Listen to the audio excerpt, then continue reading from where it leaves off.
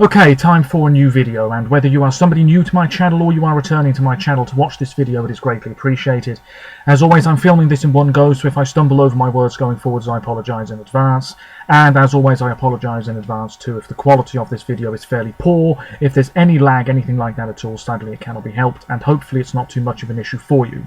This is yet another Eurovision Song Contest 2020 related video here on my channel, and a very brief one too, mainly because there's not a whole lot to say with regards to this year's upcoming contest, which is scheduled still to take place this May, in just under 2 months' time then, at the Ahoy in Rotterdam in the Netherlands. But of course, over the past 2 months, as I'm sure we are all very much aware, because there's pretty much blanket coverage on the radio and in the newspapers and on television, the coronavirus has caused havoc with international events and people's jobs and incomes and things like that. There's a lot of worry, there's some panic, definitely, and I don't know what the situation is like too much in many other countries besides China and Italy, but here in the UK, essentially people over the age of 70, I believe it is, who have serious health conditions anyway, have been told they must stay inside potentially for a couple of months, and if you can work from home, do so. Schools are still open here in the UK, in England, but probably not for much longer. This could be the last week. Universities are having online classes, so yeah, things are all up in the air at the moment. The European Football Championships, which was scheduled to take place this summer all across Europe, understandably has been moved to next year, which I suppose isn't a massive upheaval, but it's still obviously a disappointing thing to occur for football fans and obviously the players. It's very possible that some players might have even retired from football by next summer, meaning they won't be able to play at one last international tournament. But anyway, with regards to Eurovision, today the reference group of the contest all chatted via video link, and I'm sure Jon Ole Sand was one of them as well, and we still don't have any idea about what is going to happen with regards to this year's contest. Now, I made a video all about this yesterday, feel free to go back and watch that.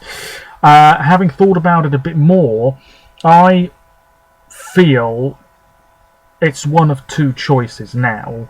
Either go ahead with it, but just have it in front of no crowd or a very limited crowd, and something that I thought of earlier was to have a very minimal crowd made up of locals. So maybe a group of, I don't know, Eurovision fans from Rotterdam, who do not have the virus of course, getting to watch the 3 shows for free, maybe.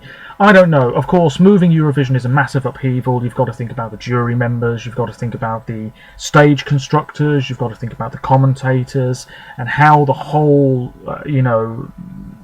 feed would work, if you see what I mean, because so many countries have to broadcast it.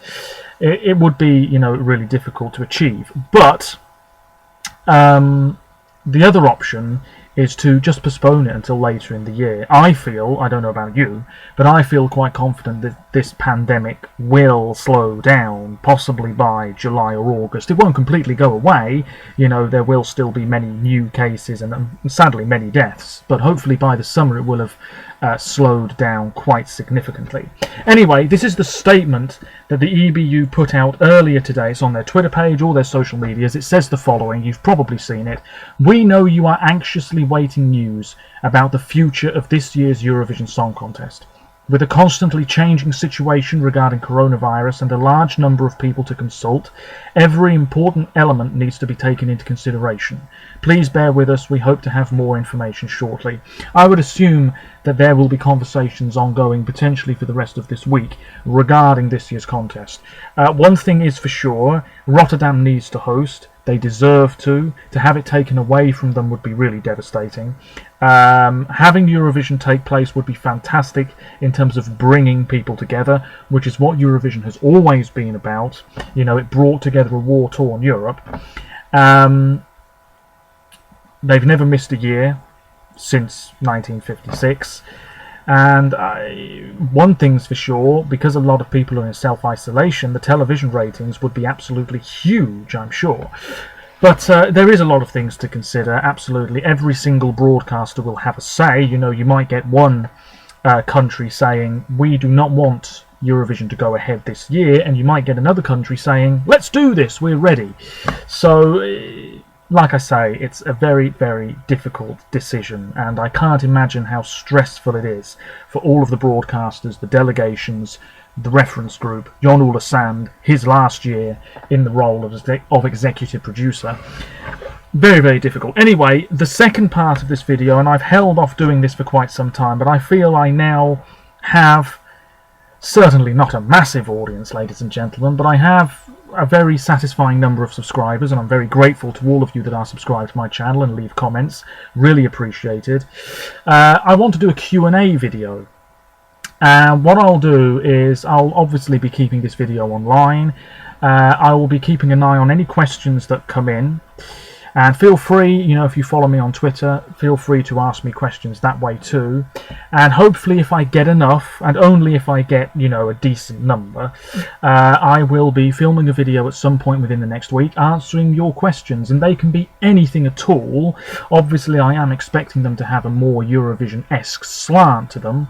But feel free to ask me anything. Maybe there's something about the contest you want to ask me that I haven't addressed on my channel before.